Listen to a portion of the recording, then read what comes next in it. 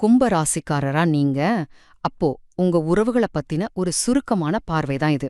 கிரகநிலைகள வச்சு பாக்கும்போது, கும்ப ராசிக்கு சில உறவுகள் வரமாகவும், சில உறவுகள் சாபமாகவும் அமைய வாய்ப்பிருக்காம்.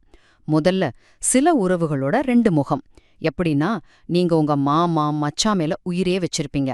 ஆனா புதன் சரியில்லாததால, அவங்க மூலமாவே உங்களுக்கு பண கஷ்டமோ, இல்லனா அவமானமோ வரலாம். இதே கதை தான் அத்தை விஷயத்திலயும். ரொம்ப சப்போர்ட்டிவா இருப்பாங்க. ஆனா சுக்கிரன் நிலைமை சரியில்லைன்னா அவங்களே உங்க ரகசியத்தை எல்லாம் பயிட்ட சொல்லி பெரிய பிரச்சனைய உண்டாக்கிடலாம். கொஞ்சம் உஷாரா இருக்கணும்.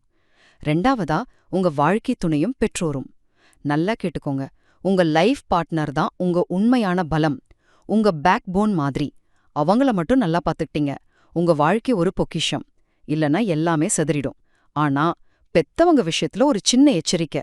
குறிப்பா பெண்கள். உங்க குடும்ப பிரச்சனைய உங்க அப்பா கிட்ட கொண்டு போனா, அவர் அத சரி பண்றத விட பெருசாக்கி ஒரு பிரிவினையையே உண்டாக்கிட வாய்ப்பிருக்கு. கடைசியா, உங்க குணமும் உங்க வெற்றிக்கு இருக்கிற வழியும்.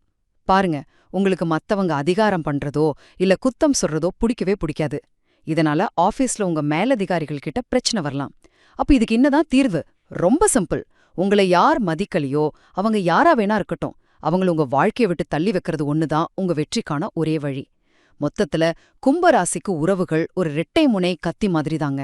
யாருக்கு மரியாதை கொடுக்கணும், யார தூர வைக்கணும்னு நீங்க சரியா முடிவு பண்றதுல தான் உங்க வெற்றியே இருக்கு.